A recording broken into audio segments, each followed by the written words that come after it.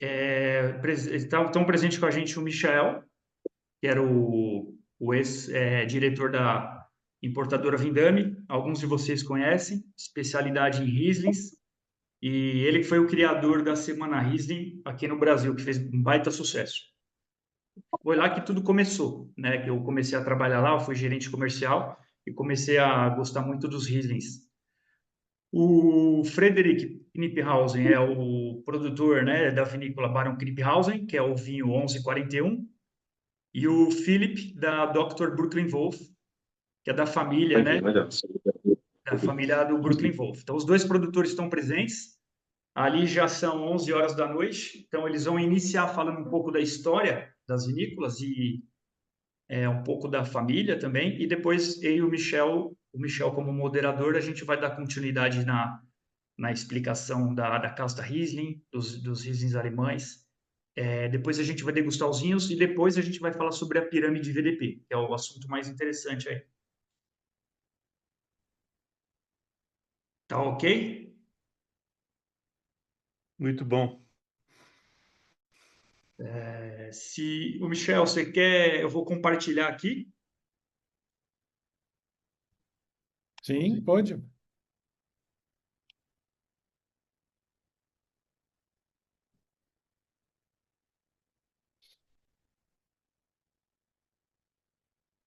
Primeiro slide.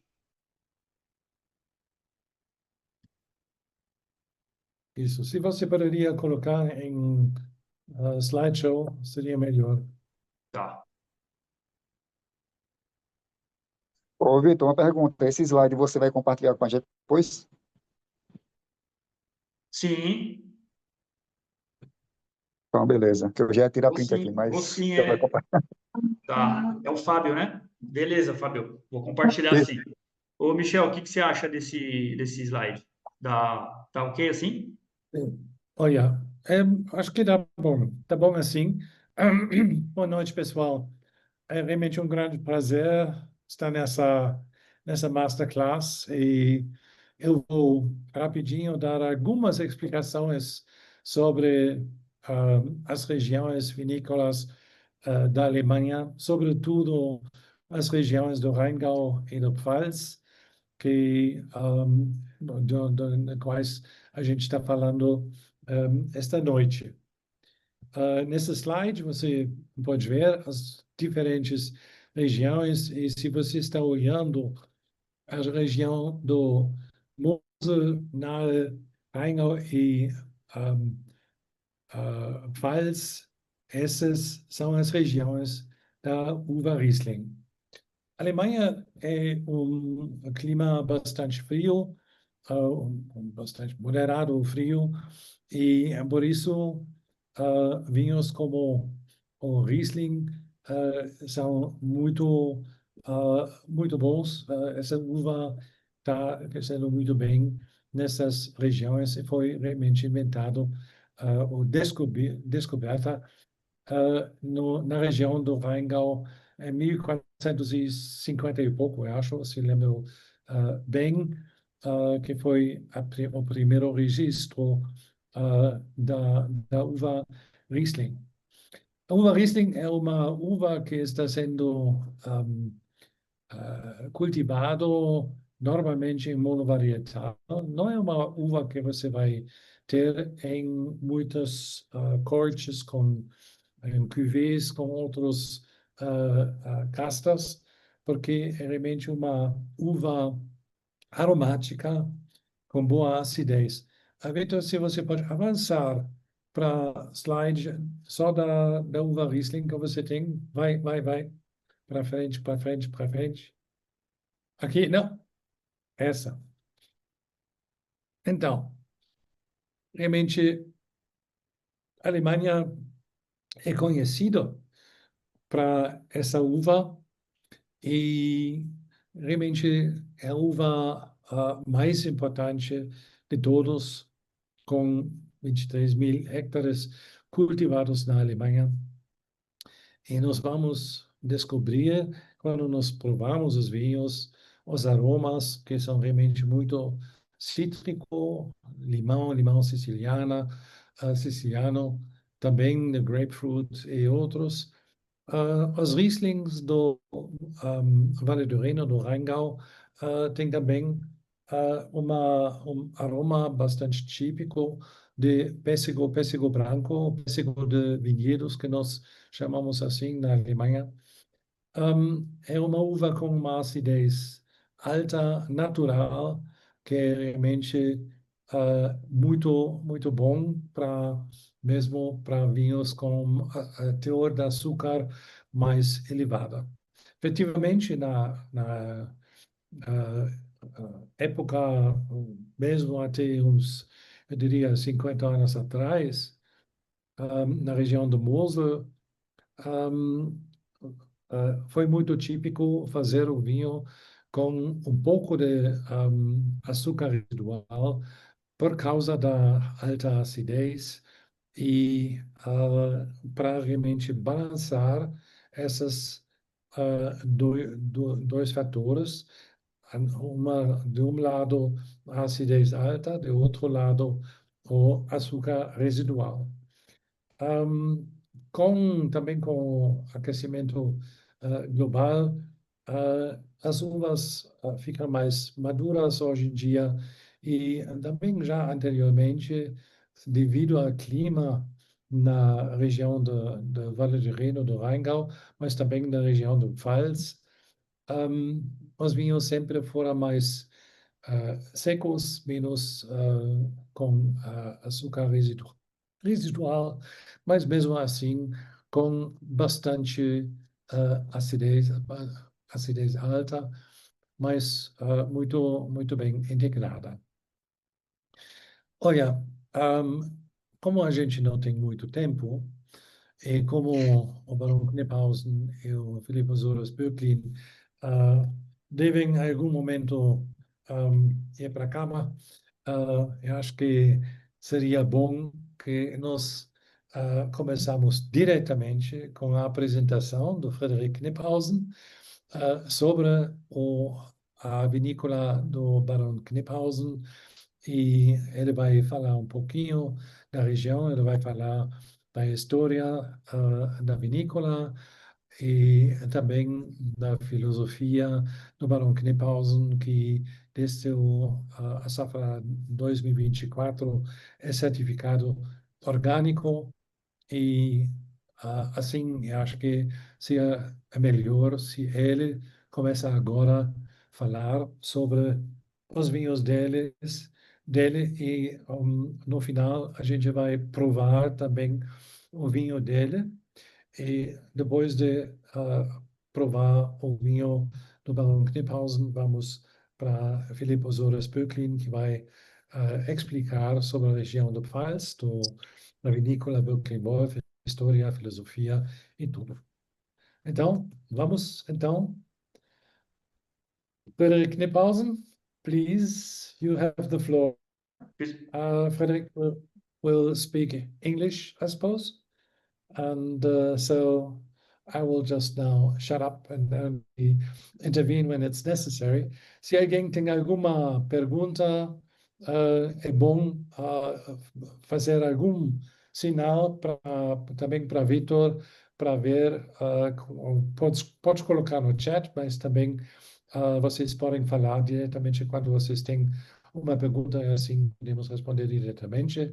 Você pode fazer a pergunta também em português. Vitor e eu podemos traduzir para alemão ou para inglês. Em inglês. É assim, vamos. Okay. Good evening, ladies and gentlemen. Thank you for joining this masterclass from Germany to Brazil. I can share a little presentation, Victor, if it's possible. I don't know. Yes, how- yes, it is I'm not allowed sure if to it- share. Here. I can tie this. Now I can do it. So you see it now, or can I? Okay, you see this presentation now or not? Let me Yeah. see. So I have to see how I see myself here in this present. Wait 1 second. Okay, so we are based in Rheingau, and as Michael already depicted all the different regions, and as far as I understand the Portuguese, to you, we are one of the 13 wine regions lying at the Rhine River, one of the oldest wine regions in Germany, and our winery is located exactly here where you see this grape directly at the Rhine River. And so the Rheingau was always at the forefront for developing quality in wine. And this is how the Spätlese was discovered here in Rheingau by the late harvest wine was discovered here in Rheingau, and a lot for the current VDP classification and wine philosophy of the VDP was developed here in Rheingau and pushed forward to all the other regions. And our estate, and as the whole Rheingau as well, the winemaking in Rheingau was very much pushed by the Cistercian monks, which were opening their first location in Rheingau with the Abbey of Kloster Eberbach, which is situated, I don't know, you see my cursor, is that right? You can see the cursor, right, when I'm on the presentation, or? Yeah, when you move it, one sees it. Yeah, you see it, yeah? Okay. Because I don't see myself and you when I'm looking at the presentation, that's why. But it's up here close to the town Kiedrich, and our estate was the first estate in 1141, built next to the monastery to manage the fields close by the riverbanks and around, and developing and pushing forward the production in the Rheingau. And in 1818, my family bought the winery after the church had to sell off all their wealthy assets in terms of, or after the secularization process. And now I am running the winery in 8th generation. Today, it's not only a winery, it's a winery, it's a VDP member winery, organic winery, and fair and green winery. But we have a small boutique hotel with 15 rooms and event spaces for up to 130 people. But even if you look to the very far right, we have big events on our estate with a big festival. My brother is a musician, and we set up a festival in winter. We have the little ice skating ring, and I developed here in 2019, as of 2019, even a gastronomy place and an outside wine garden place.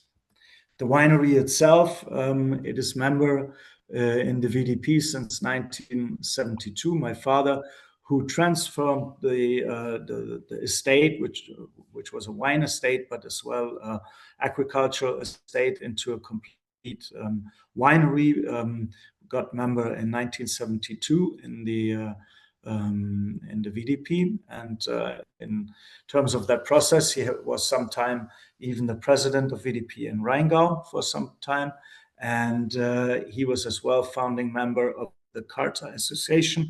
The Carta Association is a very special wine here in Rheingau for VDP members, which shall be full-bodied enough to accompany any kind of food, but show the Rheingau typical taste of this region.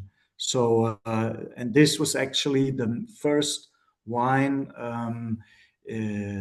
selected in a blind tasting by a private group of winemakers by that time, and this all led to the GG principle we are currently following in the VDP.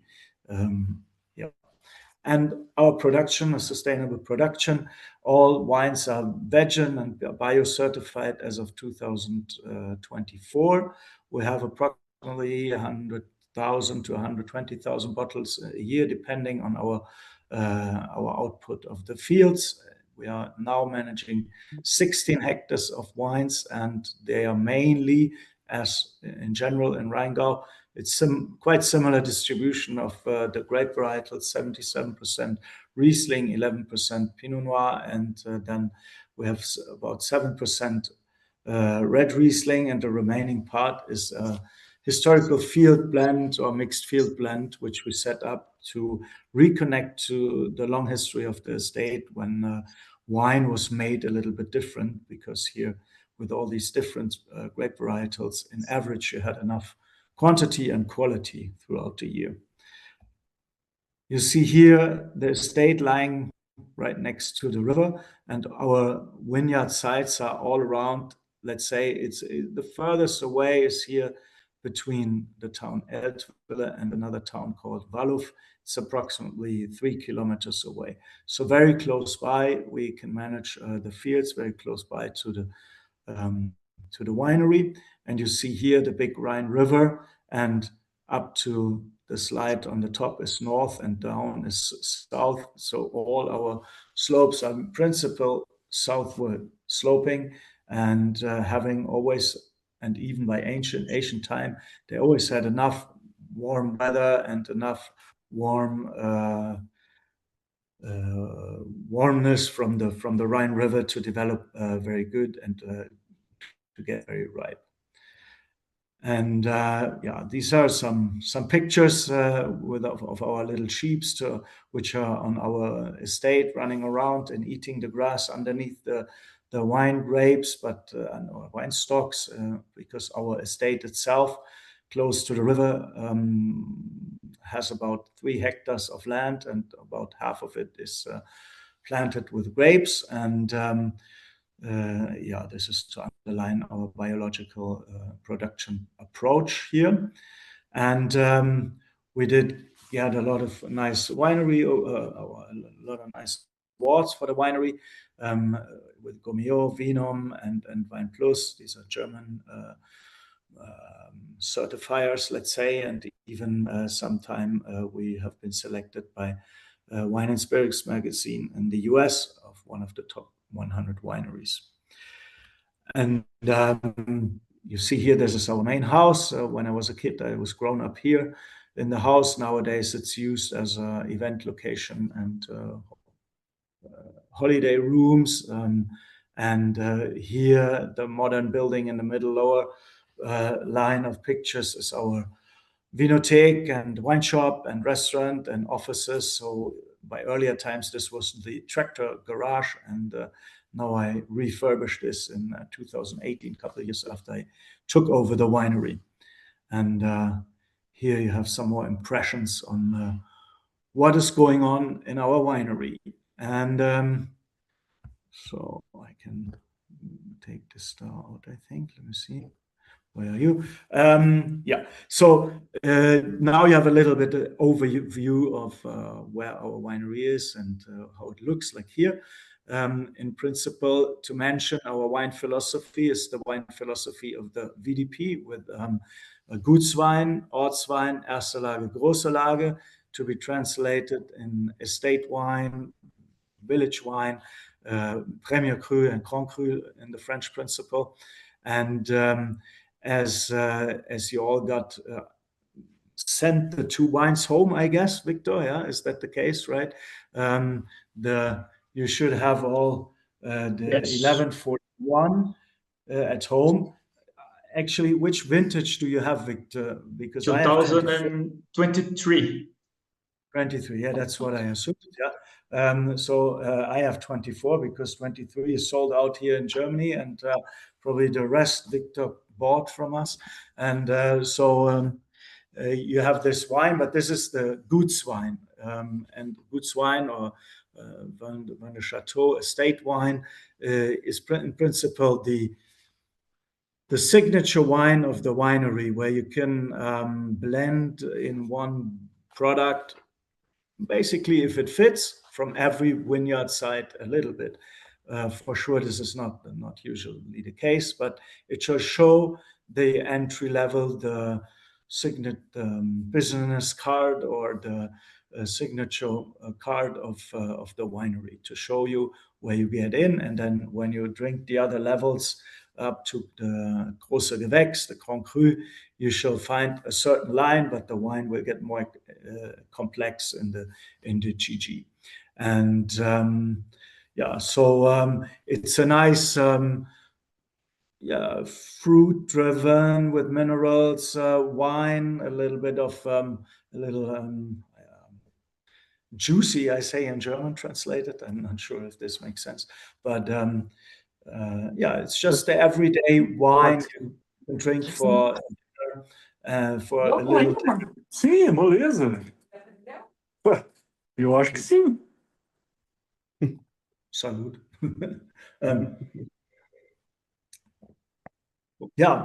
So this is about the wine and the winery. Is there any questions? Mas amanhã tem que falar que ele pediu para prof explicar de novo. Vamos pro Mas eu autor expliquei provar pra o vinho. ele. É simples, a faturação é só se dividir por números primos. E depois você pega e vê quantos que deu e multiplica. É só chorar, chega. Já estão degustando? Vitor, você poderia colocar no mudo as pessoas que não estão ativamente falando? Acho que seria bom. Bom, eu acho que a gente deveria agora provar um pouquinho esse vinho. Nós temos na taça um vinho da cor paia, brilhante, com, eu diria, leves reflexos esverdeados. No nariz, nós temos, eu diria, deliciosos notas, fruta amarela, pêssego branco, maçã verde. Também frutas, eu diria, um pouco de fruta tropical, algumas ervas finas, uma pequena expressão mineral. A nota de petróleo que muitas pessoas estão descobrindo no Riesling, normalmente aparece mais depois de 3, 4 anos. Então, talvez o 23 já tem isso. Eu tenho também o 24, que só tem uma pequena nota. Então, é realmente um vinho muito bom, muito fresco, já no nariz. Na boca,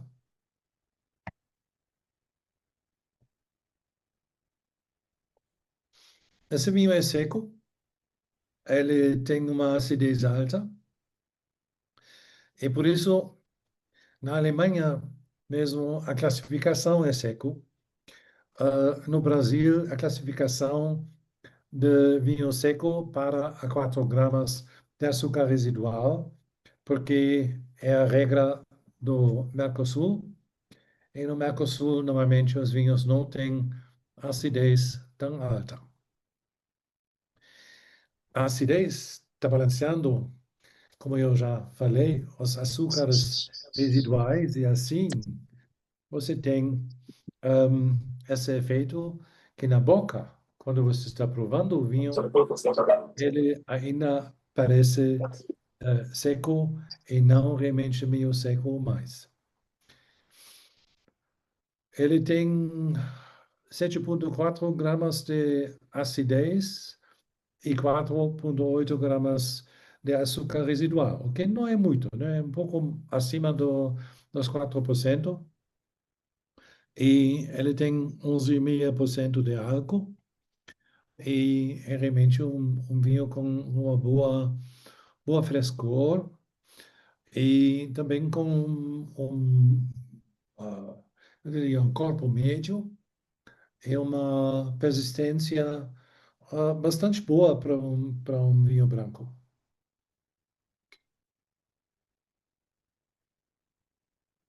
Alguém queria compartilhar suas impressões? Vocês gostaram? Tem alguém que tenha coragem de falar alguma coisa? O Fábio, o que você achou? pessoal tá tímido. Todo mundo está tímido. Fa- Falou comigo, Nobody foi, Vitor? dares saying anything. Fala, Fábio. Não, que Vitor falou aqui alguma coisa. Não, eu ia falar se você quiser dar Ah, suas sim, impressões sim, sim, aí. sim. Você já O tinha. Sim, que sim. achou do vinho? É, Ah, sim, pronto. Então, eu já provei o 2024, né, que é o do Broken Wolf, né? E assim, esse eu achei até um perfil um pouco mais maduro. Eu não sei se tem a ver com a questão da safra, né? Até o Michel pode até explicar para a gente aí como é que a safra influencia nesses vinhos, porque assim, eu achei o 2024, apesar de ser da mesma região do Palatinado, achei bem mais seco e bem mais cítrico. Então, assim, esse tem um perfil de fato um pouco mais maduro, né? Como já falei, senti essas notas que ele falou também aí e tal.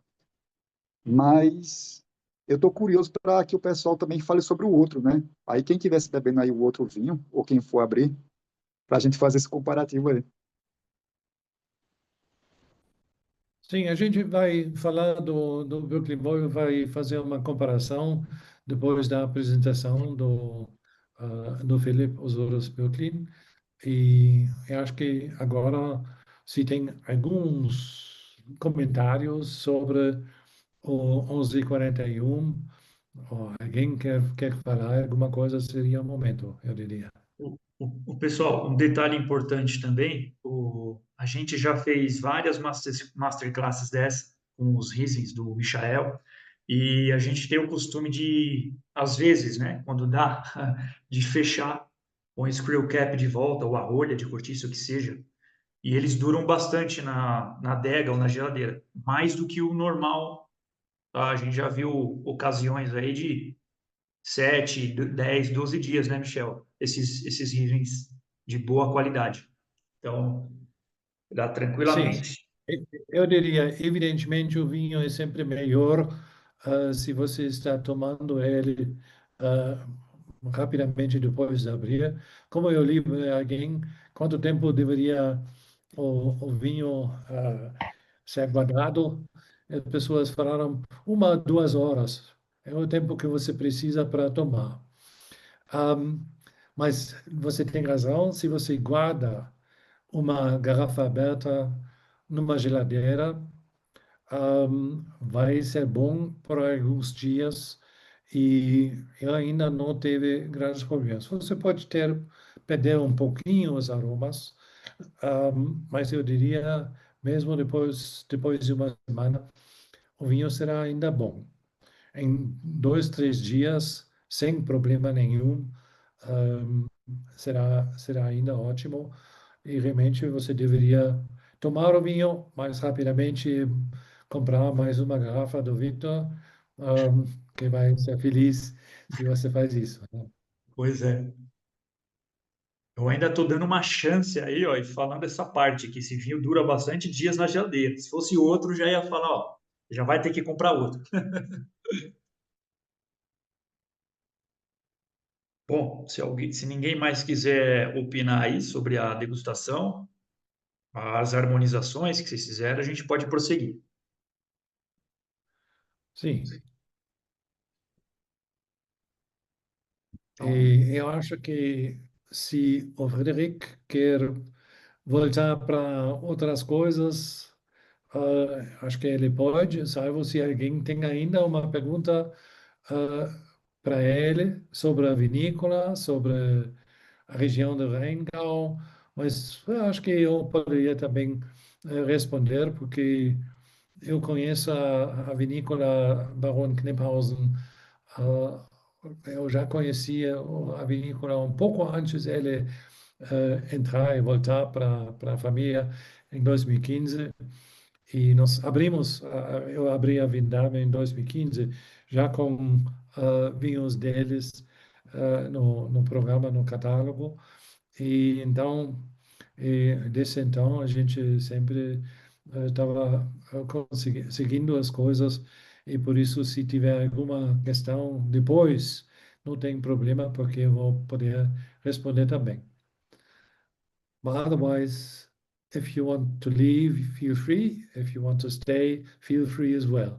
So that's my message to Friedrich Kniphausen. It's just that it's very late, and if you say, okay, I call it a day, will not be mad if you leave the masterclass early, because we don't know how long it will take. So I will stay a little bit longer to listen okay, to no, Philip. that's great. That's And then great. maybe after that. Thank you for listening to me. Then let me hand over to Philip Osiris Berklin. Philip, está falando português, eu entendo. É isso? Eu falo um pouquinho português, sim, porque eu trabalhei muito com Portugal, com o Brasil nos últimos anos, antes de trabalhar para a adega. Então, um pouquinho a decisão de tudo, se quer escutar em português, perceber em português, ou é o melhor falar em inglês. Um pouquinho a vossa decisão. Posso fazer as duas coisas. Eu diria, se você consegue falar em português, tudo tá ótimo para todo mundo. Possivelmente seja mais fácil para todos, não? Acho que Eu peço desculpas pelo meu, mais... peço desculpas pelo meu sotaque português. Eu sei que não é o sotaque preferido para os brasileiros, mas penso que todos podem me entender, não? Sim. Sim, bom. Então, bom dia a todos. Quero agradecer, sobretudo, o vosso tempo e o vosso interesse pelos vinhos da Alemanha. Eu sou Filipe Osiris Berklin, eu sou meio espanhol, meio alemão. Minha mãe é da família Berklin, da adega, Berklin Wolf. Eu comecei a trabalhar com a adega 100% este ano, somente. Estou muito fresquinho, como os nossos Rieslings também. Mas eu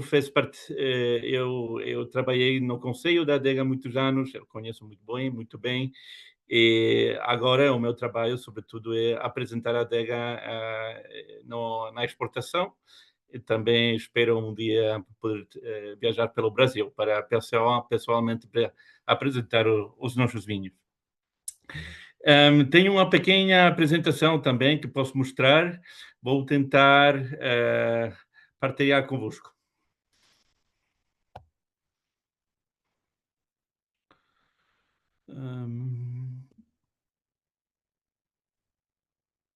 Share. Sim. Podem ver? Yes, sim. Sim. Bom. Bem, então, primeiro, umas pequenas imagens.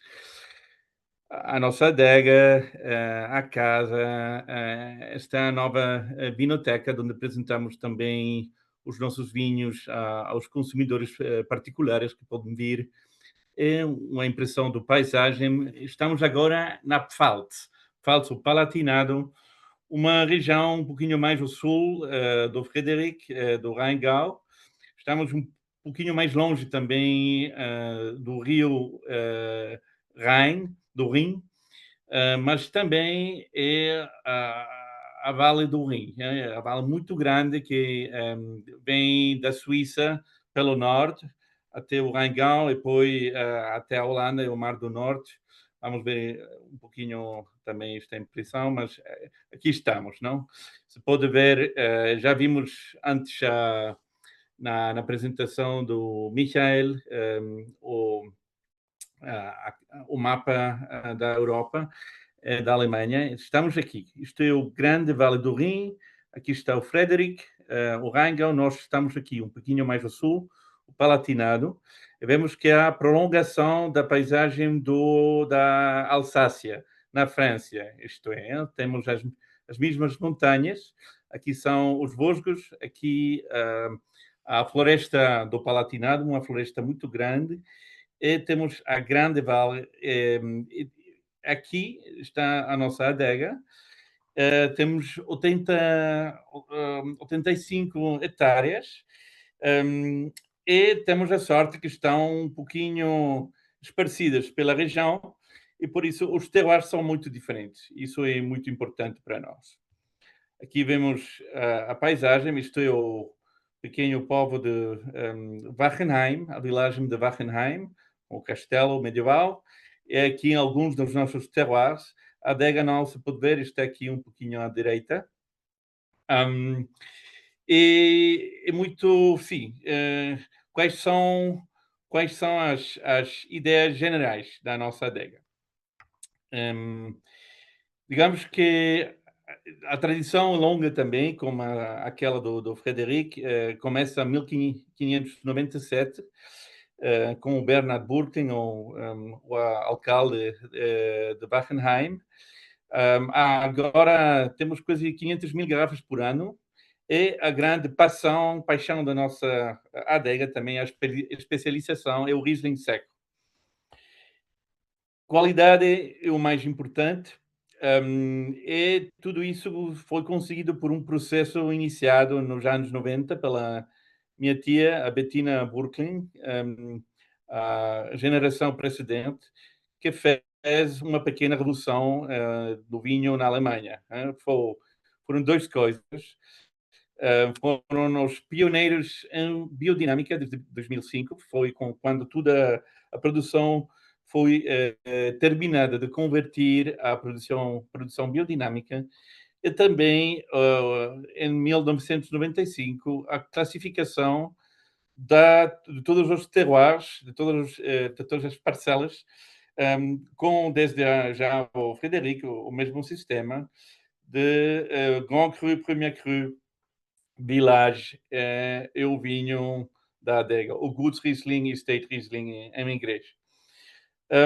Isso foi uma revolução, porque antes, como seguramente sabem, a classificação era unicamente dependendo do açúcar no vinho. Mas é claro que não pode ser o único critério de qualidade, pode ser o açúcar, mas foi um câmbio radical, que a qualidade não reside nem no açúcar, nem aquilo que é feito na adega, mas, sobretudo, primeiramente, depende daquilo que é fora, na vinha, o terroir, o microclima, o sol, e isso é o que cambiou radicalmente a produção também. E o terceiro fator foi a redução do volume também. 1990 ainda eram 1.200.000 garrafas por ano. Foi radicalmente reduzido, e isso também é um critério, é um fator de qualidade muito grande. A concentração dos aromas é muito mais grande quando tem menos uva na planta, na vinha. Muito importante também, todos os nossos vinhos são 100% da casa. Não compramos nem vinho nem uva. Isto também é o caso nos nossos vinhos de base. Não? Tem muitas adegas também grandes, com nomes muito bons, que compram a uva para os vinhos de base. Vamos provar um momento o Guts Riesling, e também esse vinho é 100% biodinâmico, é 100% feito nas nossas vinhas e também em nossa adega. Um efeito surpresa foi a longevidade dos nossos vinhos com o cambiamento pela biodinâmica, pelo conceito de terroir. Agora temos a sorte de poder beber os nossos, sobretudo os Grand Crus, com 30 anos já. Ainda não temos chegado ao fim do progresso do melhoramento dos vinhos, e também os vinhos mais simples, como o Guts Riesling, se podem beber sem problema, 3, 4, 5 anos. Em feito, eu prefiro beber também com alguma idade. Agora, o 2023, por exemplo, está muito bom. O 24 pode ficar também na adega facilmente, ainda 1, 2, 3 anos.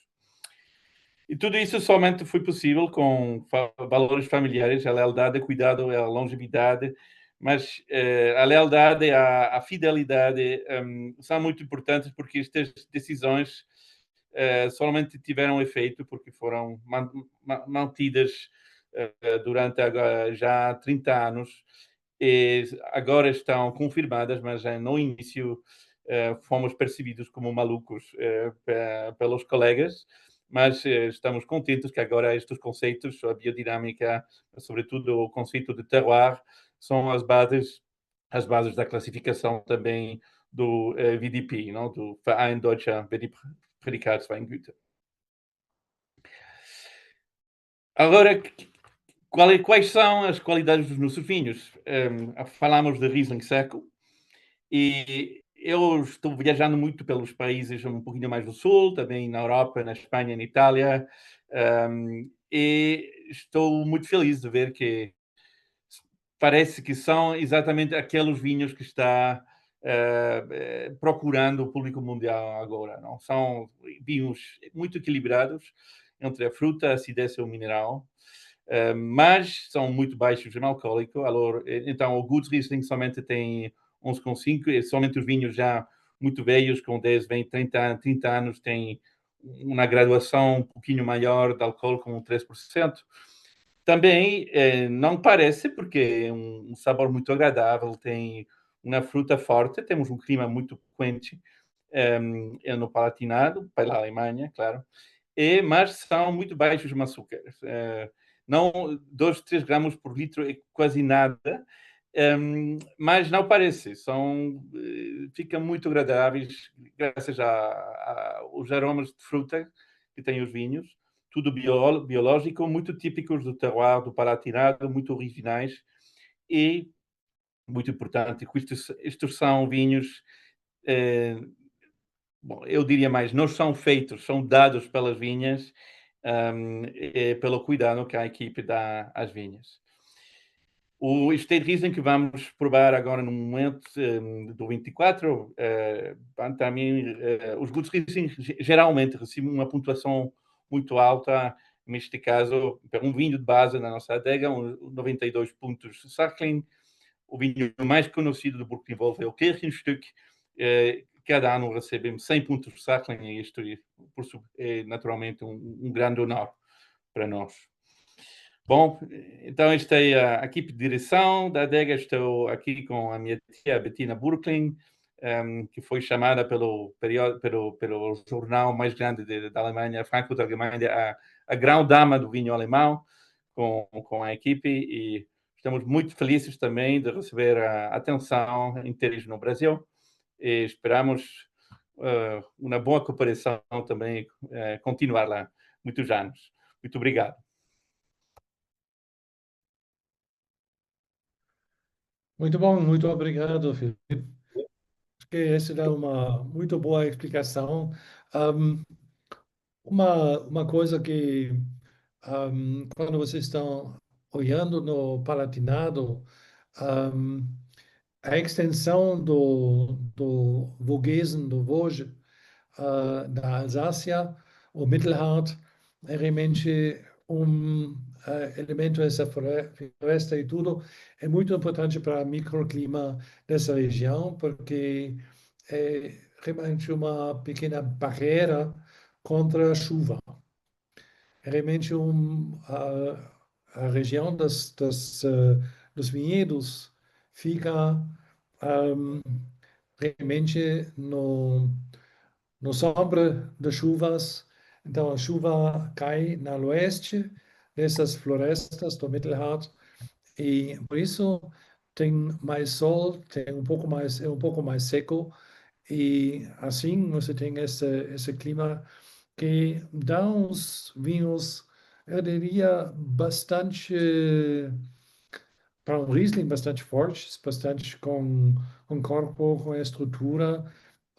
E essa também é uma coisa do Palatinado. Se você está provando um Premier Cru, um Grand Cru, não pode falar isso, os animais não podem usar essas expressões, por isso Birkenwolf usa PC e GC. Em verdade, são erste Lage e große Gewächse. Na nomenclatura do VDP, lá você vai perceber que esses vinhos são realmente muito poderosos. Mas mesmo o vinho básico que nós temos agora, aquele...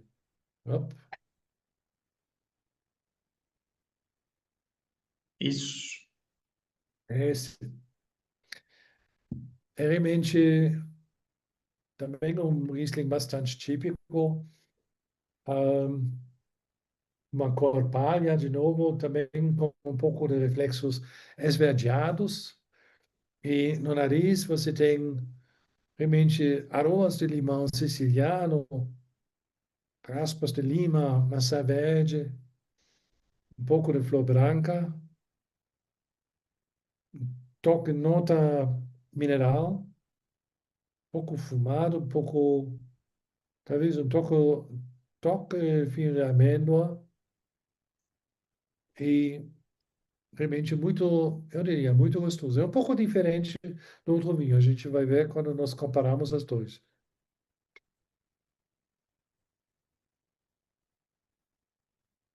Esse tem um pouco de acidez a mais, né, Michel? Olha, eu acho que ele é bem seco, ele é bem, tem uma boa acidez, boa frescor,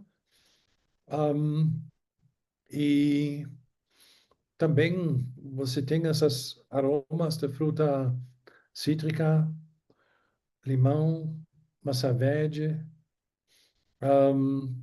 um corpo, um corpo médio, uma textura bem fina, uma boa tensão mineral e realmente realmente eu acho um muito bom vinho.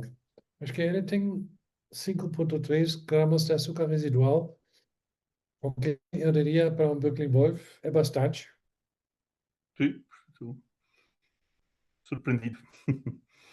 Normalmente a maioria dos vinhos que eu conheço deles são menores, mas acho que 24 foi uma safra com bastante calor e não muita chuva, se lembro bem. Então, é realmente uma coisa que tem influência também. Quando as uvas são um pouco mais maduros, claro que você vai ter provavelmente um pouco mais de açúcar residual nos vinhos. Também um pouco de açúcar residual faz o vinho mais fácil de beber, né? Esse também é um efeito, porque quando fica muito seco e com bastante acidez alta, pode ser um pouco brutal. Mas também esse depende de como a acidez está integrada no vinho, porque eu lembro também um Erbacher Steinborgen do Kniphausen, que estava com 0,3 gramas de açúcar residual e uma acidez bastante alta, mas você não percebeu, essa acidez não estava mordendo, não estava agressiva. E foi muito bem integrado, foi um vinho ótimo, que eu gostei muito. Mas esse também é realmente um vinho. Eu não sei se eu daria 92, acho que eu chego entre 90 e 91, mas está tudo bem. Outro também. Ambos, para mim, são no mesmo nível. Michel tem sua própria referência de pontuações, né, Michel? Aqui de um lado é Olha, Frederic eu estou seguindo, Philippe. eu tô Frederic. seguindo a coisa de 100 pontos, e nesses 100 pontos eu tô seguindo a regra da ABS no Rio de Janeiro. Eles estão dividindo os 100 pontos em 16 para o aspecto visual, até 24 para nariz, com qualidade, intensidade e persistência dos aromas, e depois o resto, esse faz 40 desses 100, e 60 pontos você vai dividir entre uma a harmonização, qualidade, intensidade e persistência e todas essas coisas juntos. Você tem que fazer uma avaliação. E quando você começa a fazer isso, e você pensa que esse remédio tem 12 pontos para persistência, ou são só 11, às vezes você fala, não, são só 11. É assim, você não chega a 100 pontos, você chega a 99. Então, mesmo quando o vinho está muito, muito bom. James Suckling tem a tendência de ficar sempre um pouco mais para cima. Frequentemente eu estou até 5 pontos abaixo do que ele pensa, mas nesse vinho não. Ok. James Suckling. E Tem o pessoal alguns. quer dar as A gente impressões. tem algumas perguntas da gente sobre os vinhos. Pessoal, Também, fique à vontade para perguntar diretamente para o produtor aí. Sim. Sim. Já que algum conhece os nossos vinhos? O pessoal conhece, o pessoal está um pouco tímido, mas a maioria dos meus clientes são apreciadores, são aficionados por Riesling, né? Eles sabem muito bem. E é uma Eu quero perguntar para ele. baita oportunidade Sim. os preços, né? Eu fiz um preço muito bom para dar acesso a quem não conhece também, então eu acho que ficou ótima a relação custo-benefício. E o Fábio é uma Fala, pessoa-chave aí nessa confraria também, ele gosta de agitar e conhece todo mundo. O que você achou aí, Fábio, do Burkling? Não, esse outro vinho eu bebi, mas eu bebi em casa, né? Não hoje. Aham. Mas o que eu percebi é que esse perfil para o 2024 está um perfil bem mais cítrico. Então, assim, eu queria que ele pudesse explicar para a gente qual foi a diferença que teve em relação à safra de 2023 para 2024, uma vez que a safra 2024, para mim, me mostra um Riesling um pouco menos maduro, entendeu? Pelo menos na 24 minha percepção. 24 menos maduro que o 23, não? Menos maduro o Sim, sim, 24. Sim, eu sim. concordo totalmente. Mas a safra 23 foi ainda mais quente que a 24. Então, tivemos um, um verão quente, mas depois as chuvas entraram. E por isso a recolta foi um pouco mais difícil e isto está refletido também nos vinhos que têm mais acidez. Eu fui surpreendido pelo açúcar no vinho. Eu não pensei que tivéssemos tanto, mas é verdade que eu ainda não vi o análise do Gut Riesling 24. Mas a explicação é muito simples. 23 foi mais quente que o 24. Ok. Obrigado. Eu acho que uma coisa, Brooklyn Wolf, no Brasil, tem mais história, claramente. Não foi eu que introduziu esses vinhos para o Brasil. Kniphausen foi eu que eu trouxe esses vinhos e a gente fez bastante trabalho para realmente criar um nome também. E como Baron K, na época, isso foi, eu sempre falei, a droga de entrada de Riesling para as pessoas, para ter um vinho bem acessível, num preço muito acessível, e que nós tivemos em bastante grandes volumes. Brooklyn Wolf era importado pela Mistral anteriormente. Porém, já em 2014, a Annegret Siegrist, que era a pessoa que fez as exportações na época, ela falou: estamos realmente muito chateados pelo Mistral, porque Mistral não está vendendo nada, eles não fazem nenhum esforço. Esse é um problema com as grandes importadoras, porque grandes importadoras como Mistral, eles fazem 90% com os vinhos chilenos e argentinos que eles têm.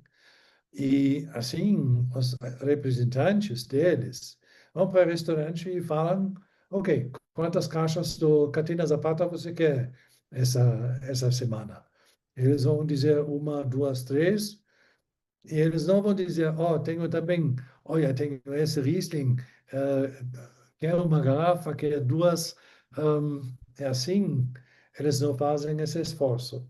É por isso, mas na época, em 2015, quando eu abri, eu falei, olha, gente, Mistral é a maior importadora no Brasil.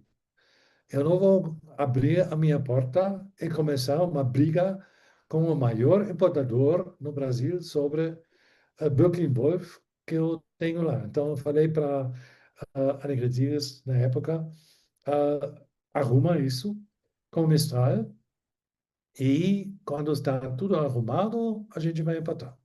Então, em 2016, ela me falou, tudo terminado, eles não tinham mais comprado nada de nós e então agora você está livre. Então lá começamos a importar. Eu mesmo ainda fui para Mistral numa ação que eles fizeram de desconto. Mistral sempre faz isso. Eles vendem para na taxa de câmbio do dólar quando eles compraram. E assim eu consegui ainda comprar alguns GC, PC e outros vinhos que eles tiveram ainda uns 12 garrafas disso, 6 garrafas desse. E assim, esvaziei o estoque deles. E desde então, eu estava o cara que teve o Birkenwolf também, entre os 8 produtores que a Viname importou da Alemanha. E quando o Vitor decidiu de abrir uma importadora, eu fechei a minha em 2022. Realmente, um, falamos com Birkenwolf, falamos com Kniphausen para realmente ele poder continuar a presença dessas produtoras, porque é realmente uma coisa muito boa ter esses bons vinhos e a consistência de qualidade de ano por ano é realmente muito importante e ambas vinícolas são realmente sem erro nisso. É sempre muito bom, a gente nunca teve nenhum problema com isso. Verdade. Obrigado. É um Tem alguma trabalho. pergunta mais? Ultramente vou pela cama agora. If there are no more questions to me, I would go to bed because it's midnight here. Yes, Frederick. Yeah. Thank you very Hoje much é again. It's bank holiday in Germany, actually. Today was a was. public holiday too, but Foi no, ontem, Ascensão. Foi ontem. Okay, Foi we ontem. again thank you very much. Hoje já é sexta-feira aqui. Oh, yeah, it's true. É verdade. Nós já estamos na sexta-feira. É schon Freitag. Frederick, Heute. feel free for having your rest, and thank you very much for your time, your attention. Okay, again. Até a próxima. Bye bye. Bye bye. Até a próxima, Felipe. Muito prazer. Tchau. Bom, se alguém tiver mais alguma pergunta para o Felipe, fica à vontade aí. Helena. E agora podemos ainda comparar as duas. São diferentes, né? Mas quando você está cheirando, tem uma diferença entre as duas. Agora é a melhor parte. Pirâmide VDP. Sim, se vocês querem ainda ouvir sobre o VDP, podemos falar do VDP, podemos falar de todas essas coisas, se vocês quiserem, né? Eu acho que o assunto da pirâmide VDP e também a classificação por açúcar residual na fruta, na uva, são os temas mais importantes mesmo para... É um resumo, lógico, um resumo, acho que são os dois temas mais importantes para a turma. Quem sabe vai refrescar a memória, né? Porque é bem confuso, e quem não sabe vai aprender, né? Acho bacana. Se quiser, eu coloco no slide aqui, Michel. Eu acho que você pode colocar o slide do VDP, da classificação do VDP, porque eu acho que isso pode ser interessante para especialmente quem não conhece essas coisas, o VDP criou essa pirâmide seguindo a classificação da Borgonha. Na Borgonha, você tem as parcelas classificadas como Grand Cru, como Romanée Conti, La Tâche, Claude Vougeot e não sei o quê. Esse fica no topo da pirâmide e é a menor parte de todos os vinhedos que eles têm. Abaixo dos Grand Crus, também na classificação na Alemanha, do VDP, tem os Premier Cru, que em alemão se chama Erste Lage. Também se trata de vinhedos classificados assim. Então, não é uma invenção e não depende da vinícola. Essa é uma grande diferença, por exemplo,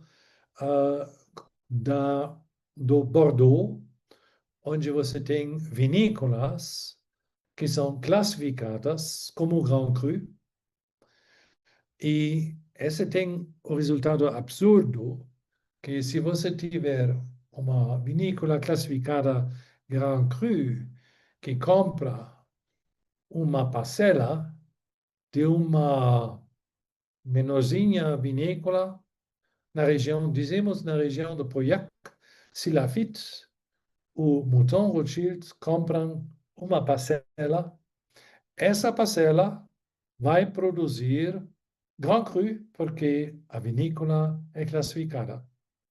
Na Borgonha é diferente e na Alemanha, na pirâmide VDP, é diferente. O VDP seguiu antigas classificações, teve antigas mapas e frequentemente foram mapas criadas pelo governo, por exemplo, na região do Palatinado, Pfalz, o rei da Bavária tinha ordenado quais seriam as melhores parcelas, por exemplo, do Böcklin-Wolf, o Geispel, o Kirchenstück, o Hohenmorgen e Forster Ungeheuer, e essas. E assim eles estavam pedindo maior imposto sobre a renda dos vinhos dessa parcela. A mesma coisa foi feito pelas Erste Lage, o Premier Cru, e esses realmente são no topo da pirâmide. Com a nova legislação na Alemanha, fica um pouco mais complicado, mas ainda está seguindo, mesmo na classificação legal alemão, Grand Crus tem que ser vinícolas, não, desculpe, não vinícolas, vinhedos que são classificados, realmente parcelas classificadas. E a mesma coisa os Premier Crus. Abaixo disso, você chega no nível village na Borgonha e Ortswein na classificação VDP. Ortswein significa que os vinhedos têm que se encontrar realmente nessa região do vilarejo ou da comunidade, e assim você tem as Ortswein como, por exemplo, o Ruppertsberger Village, o Wachenheimer Village, ou outras também no Vale do Reno, Kniphausen, eles têm Eldwille, que é village. Não é realmente tipo 50 single vineyard, único vinhedo, mas tem que realmente ser de vinhedos de uma região bem cercada, bem definida, bem perto. E assim você tem um terroir que fica bastante uniforme e fica melhor do que o resto. Não. Ultimamente, os Gutswein, como eles fazem os Gutsweins? O Gutswein, como o Baron Kniphausen falou, é realmente a cartão de visita da vinícola, é realmente normalmente o maior volume que a vinícola faz. Tem que ser de próprios vinhedos, tem que ser próprio ou tem que ser cultivado exclusivamente pela vinícola. Isso é muito importante. Assim, ainda você tem uma grande qualidade. Você pode usar, e frequentemente está feito assim, uvas de outras parcelas.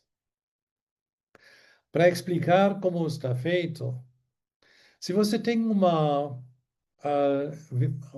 vinhedo que é classificado Grand Cru, como por exemplo o Gaisbühl na Birkin Wolf.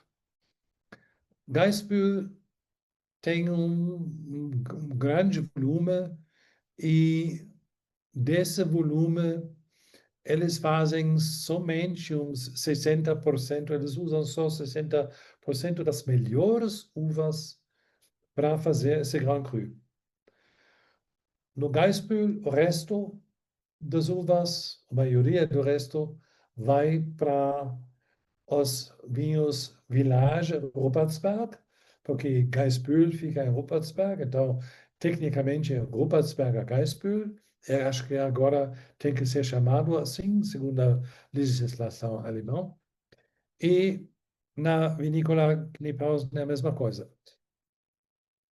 Abaixo do que a vinícola pensa que não vamos colocar no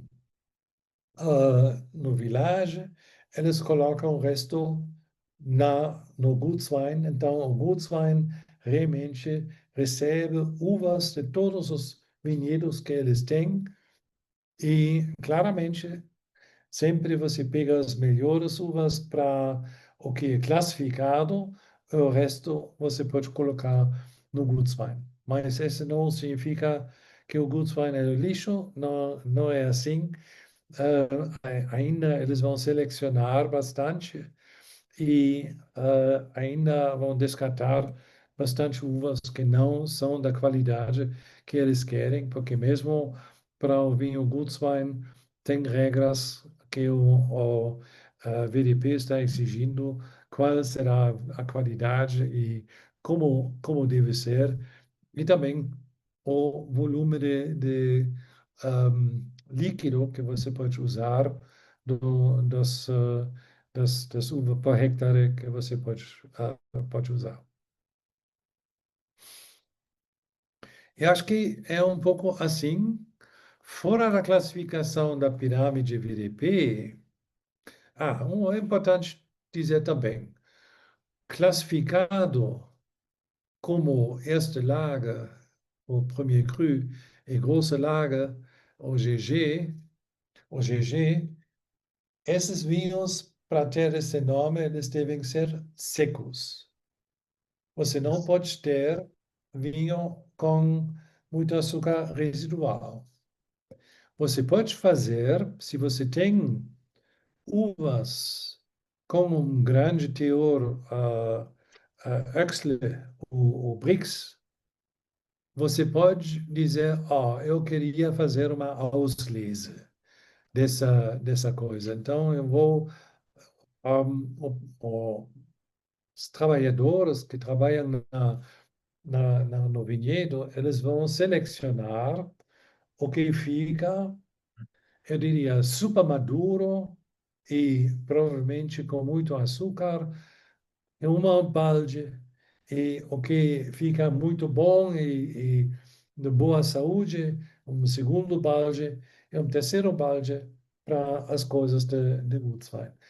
Assim, eles podem fazer essas classificações por maturação ou por teor de açúcar na uva para fazer uma auslese ou uma spätlese que no VDP, ou um cabinet, que no VDP sempre são pouco doces ou meio secos, pelo menos. Eu diria, a Spätlese realmente é sempre doce, Auslese é sempre doce, Beerenauslese é sempre doce, Trockenbeerenauslese também é sempre doce. Professor Michel, Sim, boa noite, fala. tudo bom? Desculpa interromper o senhor aí. Não, Só não, para vai. eu entender esse feedback aí, na classificação do VDP, então, o predicado ele não entra nessa classificação do VDP por causa do nível de açúcar, é isso? Ou eu me enganei em algum Daniel. momento? Não, olha, GG, großes Gewächs, tem que ser seco. Se você quer, essa é uma coisa também, você está vinificando as coisas, você tem todas essas uvas, e frequentemente o viticultor vai falar, ok, eu vou fazer um vinho tipo Auslese, eu vou fazer um GG dessas belas uvas que chegam desse vinhedo classificado como große Lage.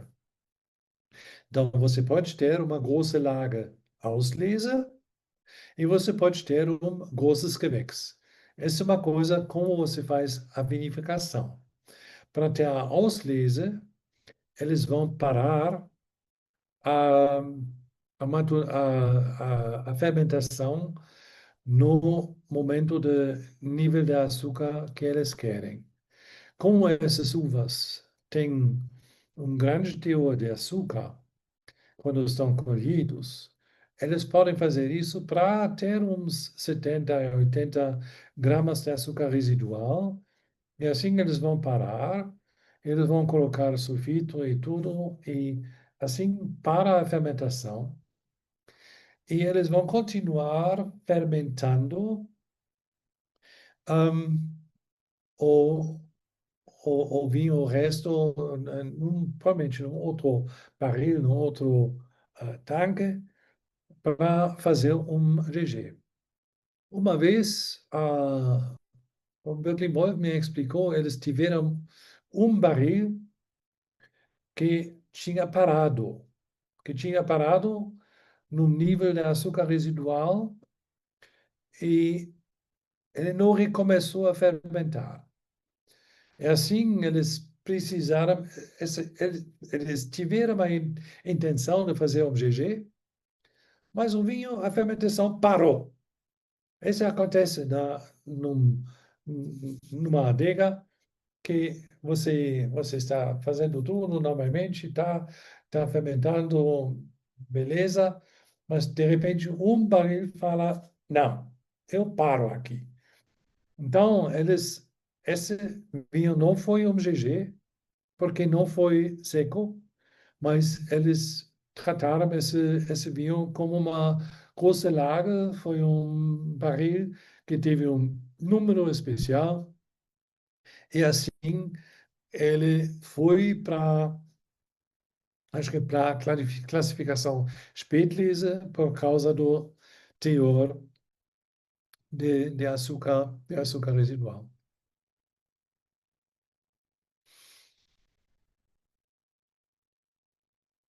Valeu, professor, Bem mais obrigado. simples. Na realidade, só para eu entender, então, na fermentação, quando ele passou a ser considerado um Spätlese diante do tempo de fermentação, mesmo sendo com uvas consideradas, vinhedos considerados Grand Cru, né, Crosslage, essa passagem de fermentação para o nível de Spätlese, ele deixou de ser conceituado como um VDP, por exemplo, e aí passou a Não, ser um Spätlese. não. No VDP você pode vender Spätlese, Auslese, Kabinett, tudo isso. Ah, Cabinet, perfeito.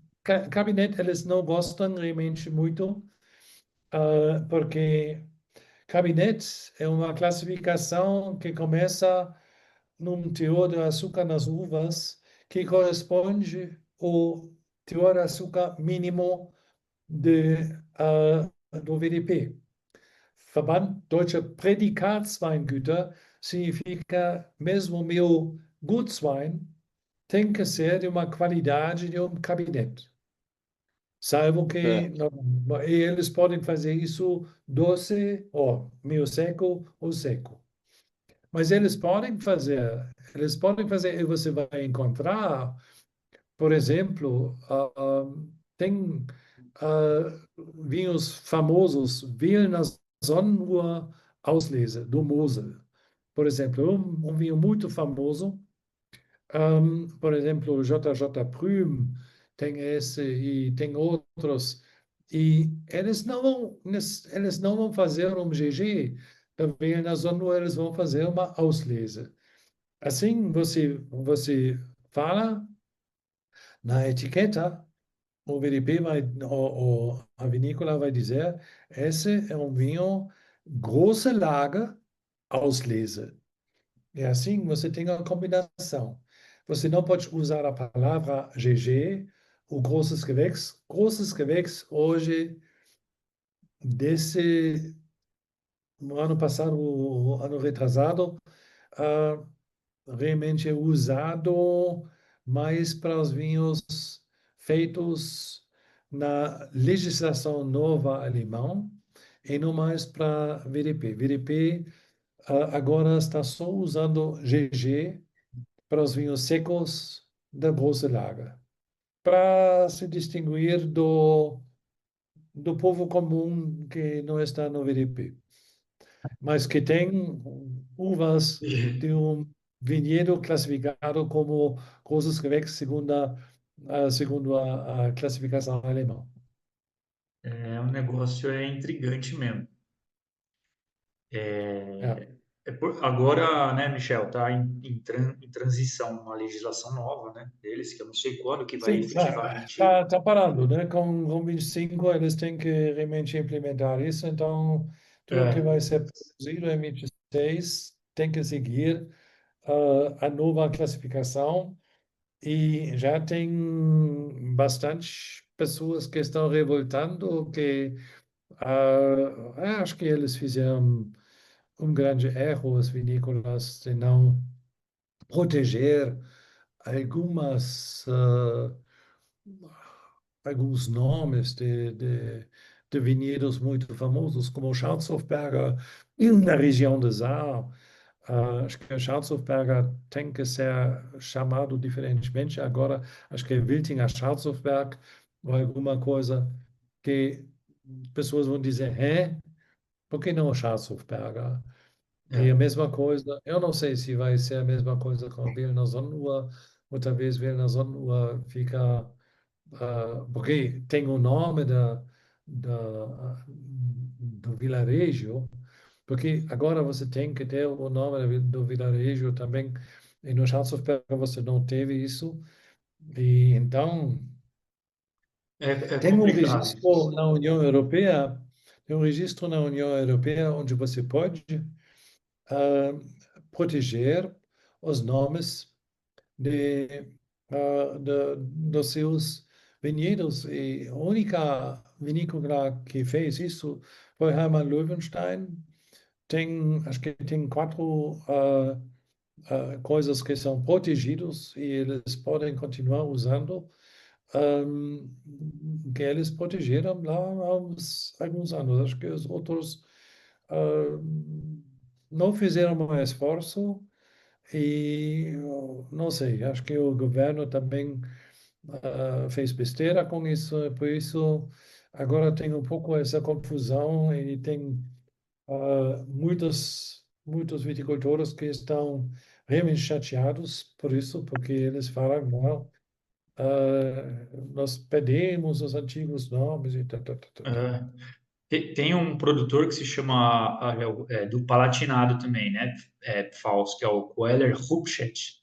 Parece que ele saiu há uns anos atrás também, independente da qualidade que eles praticam lá, né, é excepcional, mas eles preferiram se retirar também do famoso, né, VDP.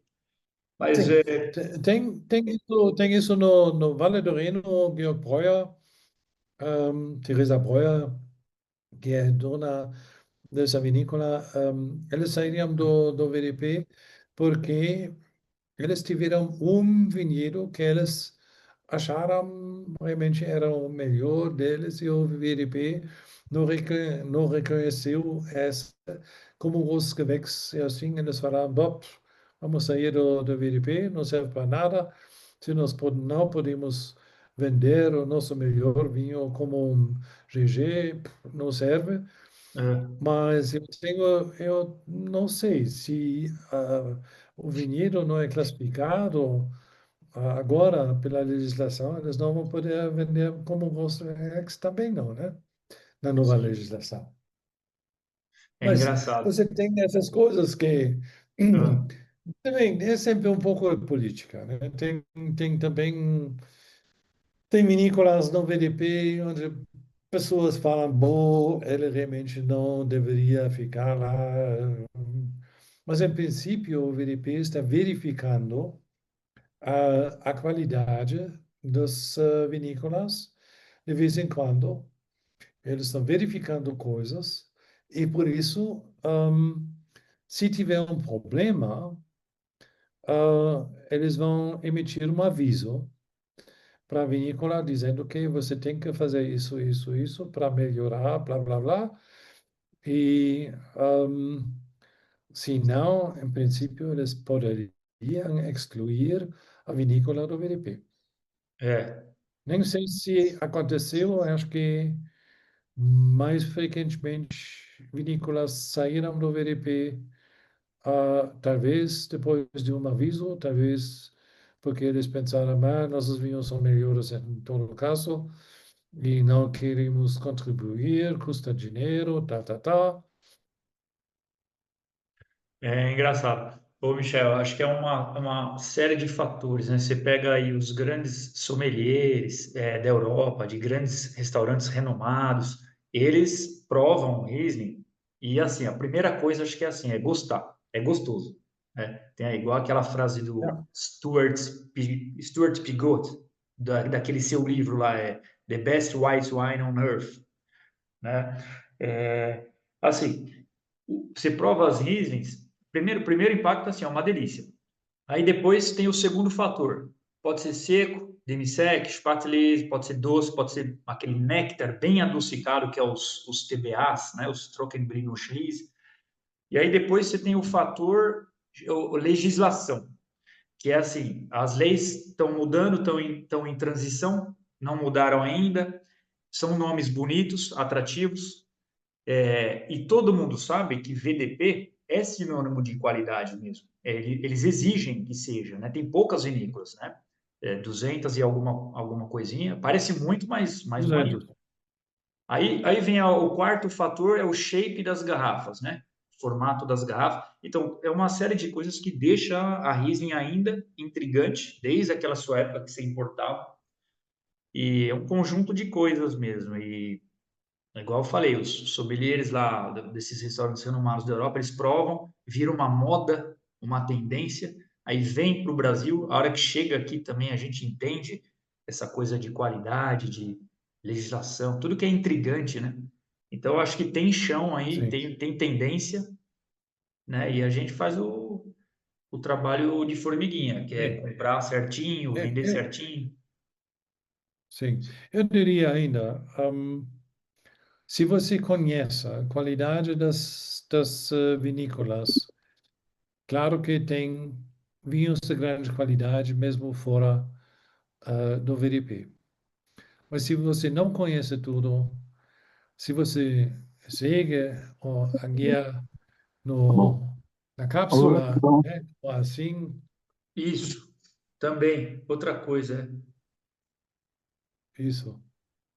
Se Os, você vê os, isso, os você sabe, GGs, os GGs que eu tem, recebi, nenhum tem cortiça mais.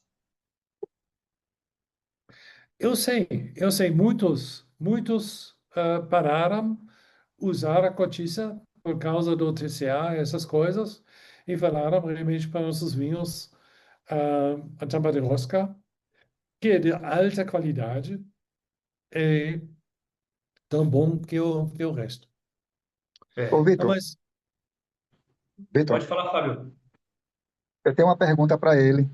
Certamente ele deve estar sabendo mais do que a gente aqui, não sei. Enfim, no Mosel, o Mosel sempre foi conhecido, né, por fazer vinhos num perfil muito mais com aquele açúcar residual, né, para poder equilibrar aquela acidez que é bem mais alta, um perfil de álcool mais baixo, né? E você vê muito isso nos vinhos do Mosel. Assim, por que que o Mosel agora está seguindo um perfil de vinho mais seco? Qual é, isso é demanda de mercado?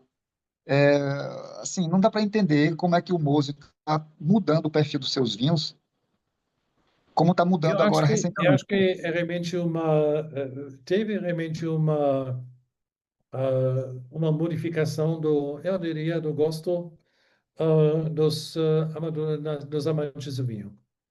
Acho que é realmente isso a razão, e a nova geração de viticultores prefere um, os vinhos secos, se não for para fazer realmente uma Auslese, Beerenauslese ou Trockenbeerenauslese. Eu diria, é realmente tudo mudou nessa direção. Você, você decide, você quer, seja um vinho seco ou seja um vinho realmente doce. Mas eles não querem essas. Bom, tem ainda bastante pessoas que falam, não, eu gosto desse gabinete meio seco, levemente docinho, com 18 gramas de açúcar, porque é fácil beber no terraço e tudo, no sol, blá, tá? Assim, Glu, glu, glu, você glu. bebe uma garrafa sem problema, porque só tem 9 ou 10%, tá tudo bem. Mas, realmente, com o, a melhor qualidade que os produtores fizeram, ehm, mais e mais eles fazem vinhos secos e não. Ou também o Birkling Wolf, você pode ver que Birkling Wolf tem alguns Beerenauslese, Trockenbeerenauslese, raramente. Eles não têm muito disso. Realmente, ele falou 90% é Riesling seco. Os 10% não são Rieslings doces, mas é Chardonnay. Eles também fazem Spätburgunder, um Pinot Noir, que não me tão convenceu, mas o Chardonnay deles é muito bom, e eles têm também acho que é um Pinot Grigio, Pinot Bianco, que eles fazem.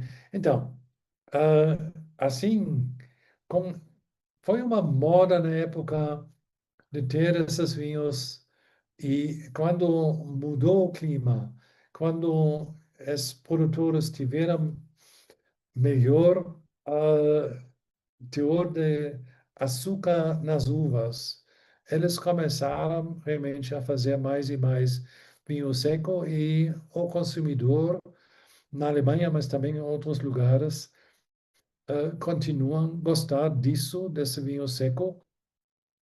Apesar do fato que ainda tem bastante que essa coisa mais Spätlese ainda é um vinho bom, porque é leve, é um pouco docinho, tá fácil de beber, mas assim o moço realmente mudou. E você tem também produtores como Maximin Grünhaus, que tem três parcelas famosas, GG, que realmente ganharam muito prestígio. E, assim, esses nomes que ficam mais conhecidos estão quase todos produzindo vinhos secos. Van Volxem, Grünhaus, e outros. Única exceção são, para mim, Egon Müller e JJ Prüm. Eles, sobretudo Egon Müller, eu não diria que os vinhos secos deles são ordinários, mas os vinhos Beerenauslese, Trockenbeerenauslese são entre os mais caros vinhos do mundo, porque são excepcional. Ele tem um lugar lá no Schwarzhofberg que é muito especial com o Botrytis, que realmente é o terroir deles que produz isso. Outros não conseguem, mesmo no mesmo vinhedo, eles não conseguem. O vinho é grande, mas eles não conseguem ter os mesmos resultados. Porém, quando você pensa, bom, ele tem esses maravilhosos vinhos super doces e tal, vou tomar o vinho seco dele, tem que ser muito bom também. Você está provando e você fala, ok,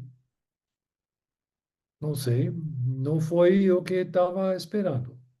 Tem a mesma coisa com, para mim, Keller em Rheinhessen, por exemplo, que é muito famoso. Ele tem alguns vinhos excelentes, Grand Crus, e que Abtserden e não sei o quê, que são realmente muito famosos. Quando você vai, eu provei vários Ortswein e Gutswein dele, e eu falei, olha, eu não achei tão, eu não achei excepcional, dizemos assim.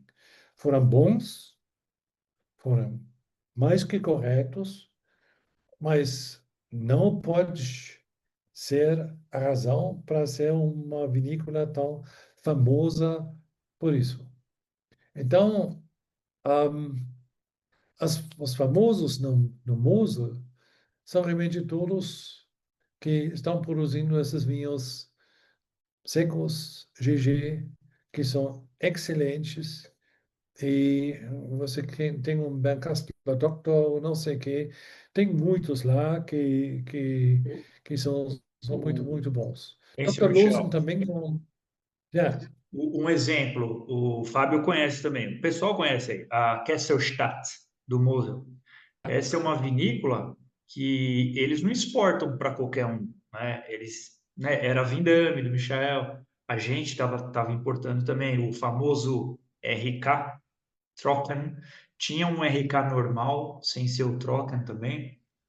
Esse vinhedo que o Michel mencionou lá no Mosel, lá, o Chasshoffberger, né? É um vinho que está naquele livro Mil e Um Vinhos para Beber Antes de Morrer. Então, por aí, você vê o nível dos caras, coisa boa. E falando no cabinet, aquele termo que vem escrito Fine Herb no Riesling Nip, sabe o nosso Riesling Nip? Que era o Barão K lá atrás. Yeah, yeah. Aquele termo, Fine Herb, ele é um termo disputado por aí, porque assim, ele foi inventado, introduzido pela vinícola, que é a Seu Schatz, que faz o RK Trocken, que você gosta. E Olha, aí foi no tribunal e ganharam o termo. O termo foi aprovado, né, Michel? Foi a Annegret Regartner, que era dona da vinícola Kesselstadt. Foi um presente para ela. Ela vem de uma grande família que tem todo um consórcio. Eles são um dos maiores produtores de espumantes na Alemanha. E ela ganhou essa vinícola e ela trabalhava nessa vinícola e ela falou halbtrocken em alemão, meio seco. Pois é. Olha, meus vinhos não são meia coisa. Meus vinhos são ótimos. Quando você fala é só halbtrocken, é meio caminho lá. Não, eu não quero. Meu vinho não é meio caminho. Meu É, vinho é bom. É bom com o açúcar residual que ele tem. E assim ela inventou essa palavra Feinherb, que muitos estão Nesse usando caso hoje. aí, professor, nesse caso aí que Vitor citou, esse termo aí seria uma transição entre o Trocken e o Cabernet, não? Porque seria meio que um posso. Ó, residual acima do Trocken e Ah, abaixo do Cabernet, não? Feinherb realmente é sinônimo de meio seco. ei, Quando, Michel, mas quando, tem um between aí, né? Tem aquela, se eu não me engano, o açúcar residual que eles aprovaram lá, né? O júri aprovou lá, é de 12 a 20, alguma coisa assim, Michel? 12 a 20 gramas por litro de açúcar residual pode ser chamado de fine herb também. Não é isso? Alguma coisa por aí, né? mas não tem coisa, na legislação não tem isso, não. Ele não é oficial. Esse termo não é oficial. Não é oficial, é É. realmente uma coisa. Talvez foi uma prática. Olha, tem essas várias práticas, como, por exemplo, o termo Goldkapsel, que talvez alguém já ouviu. Goldkapsel, normalmente uma Auslese ou alguma coisa.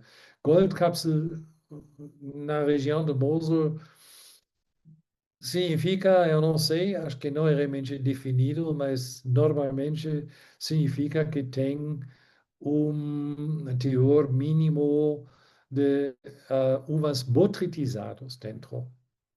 Então, Auslese só com uvas maduras não vai ser Goldkapsel. Então, Goldkapsel é sempre um pouco melhor dentro da mesma categoria. E, bom, também você tem, um, quando você está olhando, tem vinícolas que chamam vinhos de lieblich. Lieblich é um termo alemão que acho que também não é necessariamente legal, sobretudo no, no Brasil não tem um equivalente, né? Doce. Pronto. Se você quiser também aproveitar para atrair a atenção da galera aí, fala sobre a importação da Expand dos vinhos de garrafa azul Oje, inundou o mercado brasileiro. Todo mundo lembra disso aí, né? Garrafa Azul foi sobretudo Müller-Thurgau, Olha, Torgão. com, com um pouco de um corte com um pouco de Riesling. E, felizmente, é uma coisa que eu diria é do passado. Ainda tem Black Tower, ainda tem Liebfraumilch e tudo. E tem mesmo um regulamento o que você pode usar para isso e tal, mas esse fica longe desse. Tá? É,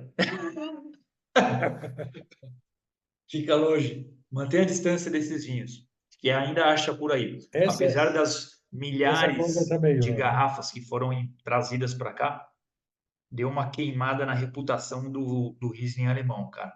Foi difícil para resgatar a boa reputação depois disso daí, Sim. mas faz parte. Bom, na época, quando eles se botaram, foi realmente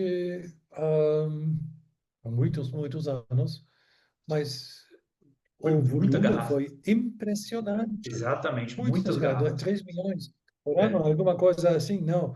Absurdo, totalmente é, absurdo. Mas rapidamente é, acabou e caiu. isso é verdade. E É, hoje ninguém quer isso mais, né? é. Não, sobretudo, na época estava também barato, né? Então, tudo isso não existe mais.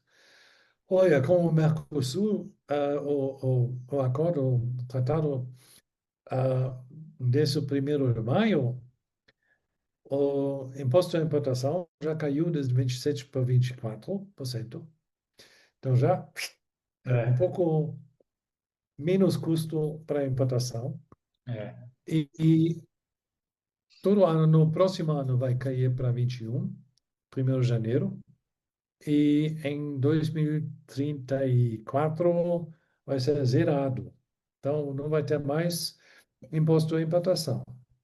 Com todos os outros custos e impostos que tem ainda, ah, salvo a reforma realizada que está previsto nos impostos, ahm, os vinhos vão ficar uns 18% mais barato, ou poderiam ser, os preços poderiam, em teoria, ser baixados por até 18%.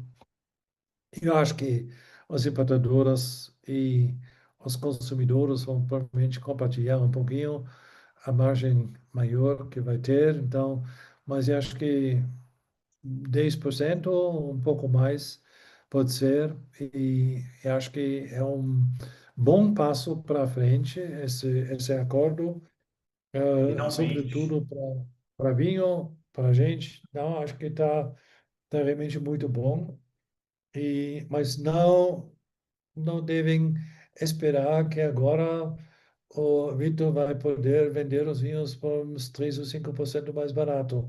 Esse não vai ser o caso, infelizmente, ainda. É uma luta, é uma briga, cara. É uma briga, briga. Tem gente que vendia perfume e está vendendo vinho, e gente vendendo vinho de, de origem descaminhadas, digamos assim, né, de contrabando. Então é uma competição tremenda aí. A gente tenta fazer o certo pelo certo e é devagar. Mas olha lá, o outro É, virando a garrafa, acabou a garrafa. Abre a outra aí, Bruno Fraga. Mas por isso que eu achei legal fazer essa, primeiramente, de Gutswein, né, que é a base da pirâmide, e aí futuramente a gente pode começar a fazer as dos Ortswein, e aí o meio corpo da pirâmide, depois Premier Cru, Grand Cru. É interessante demais. isso, É o tipo de uva que mais tem bate-papo, é a Riesling, definitivamente. Definitivamente. sim. Beleza? Ó, eu acho que Pinot Noir seria também uma boa uva. O Verdade. Pinot Noir da Alemanha, muito bom, a qualidade aumentou muito Putz. durante os últimos, eu diria, 20, 30 anos, mais ainda.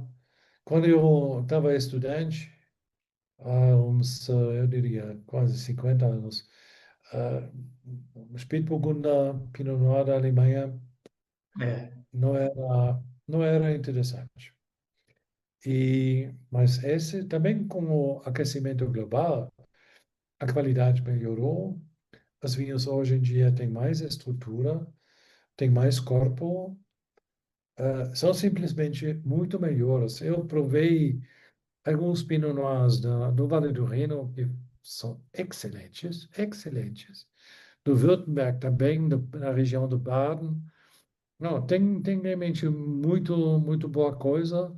E Pinot Noir também é uma uva bastante interessante e também é. tem vinhos que são ainda acessíveis e não tão conhecidas e tal. Tem Ah, muito Cabernet Sauvignon, Merlot, e você tem a impressão um é como o outro. Esse não é caso também com Pinot Noir, não é caso, né? Riesling e Pinot Noir, você sente, você percebe a diferença mesmo entre esses dois vinhos que nós provamos hoje. Acho que é uma boa coisa fazer a comparação e provar é. essas coisas. Um ao lado do outro. A Vindame, por exemplo, trazia uns Pinot Noirs excelentes, de Württemberg, né, de Baden ali. E a gente ficou sabendo, né, Michel, que é a terceira maior região exportadora de Pinot Noir no mundo, pelo menos nessa, Isso, né, nessa época recente, né, que a gente. E você nunca imagina, né? Porque tudo é Borgonha, Borgonha, Borgonha. Tudo bem, só que o status da Borgonha está lá em cima. E às vezes você pega um vinho de mesma equivalência de qualidade da Borgonha, ele vai ser 3 vezes mais o preço de um Pinot Noir alemão. Isso alemão, acontece muito. absolutamente. Ou seja, tem que Esse garimpar. foi uma uma razão porque na época eu falei, não, tem que importar Pinot Noir alemão, porque realmente é muito, muito bom e tem um mercado por isso e é uma boa concorrência para Borgonha. É isso. E aí, Ó, eu pessoal, vou. mais perguntas, mais comentários, alguma coisa?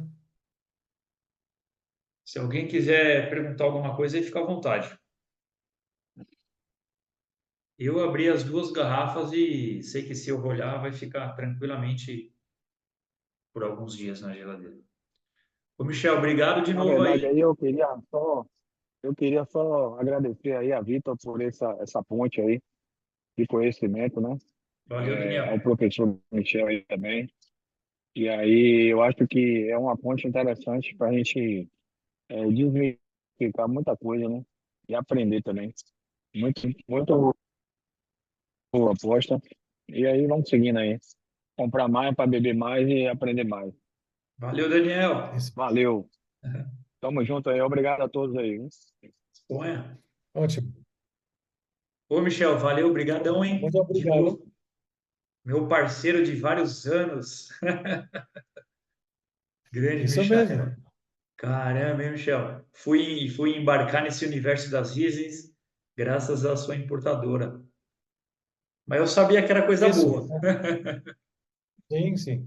Não, essa foi realmente, acho que essa Semana Riesling 2018, sobretudo 2019, realmente abriu um Foi. pouco o mercado de novo, porque É, teve a Domnichana, a dona, eu vi na feira do VDP em Mainz, e ela me falou, eu perguntei, resumimos as importações da Mistral, ela falou sim, eles já tinham quase parados, mas desde 2019, 2020, eles recomeçaram.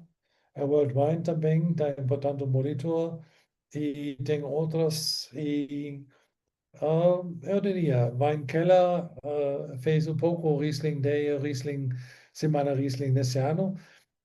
Acho que talvez, Vitor, você deveria falar a, com a dona vai da aquela. Weinkeller que realmente vocês poderiam fazer isso juntos, porque acho juntos você teria ainda uma maior Nicho. oferta É, e assim ter mais impacto sobre o mercado, né? A Vivian Kerber, eu acho que ela não vai se opor nisso, não. E eu acho que é uma coisa importante. Assim, o Riesling virou muito mais conhecido e amado pelos brasileiros, e esse é um bom passo para frente, né? verdade. Sem dúvida, sem dúvida. Toda aquela iniciação sua, nossa. Às vezes eu vejo umas fotos na internet, né? Eu fico estudando lá Masterclass, Michael, Vindanta, Cavi Prime, começo a ver umas fotos daqueles ice wine, aqueles vinhaços. Lembra no seu aniversário que você levou um chocotone e uma garrafa de Spatlese também? Acho que era do vinhedo de Kendrich, do Barão Kniphouse, rótulo vermelho e branco. Essas coisas ninguém mais vê aqui. Porque assim, tem que ter muita coragem para trazer esse tipo de vinho para cá, pagar os impostos, ter uma margenzinha e revender. Porque, querendo ou não, essa coisa de Riesling é uma tendência. O problema é que está engatinhando. É bem devagarinho, bem devagarinho. E a gente está fazendo parte disso. Isso. Ok. Boa Beleza, sorte. Michel? Uma boa noite aí. Vou encerrar, pessoal. Depois eu mando a gravação para todo mundo. Muito bom. Buenas. Ok. Tchau, tchau. Tchau, Boa tchau. noite. Boa noite.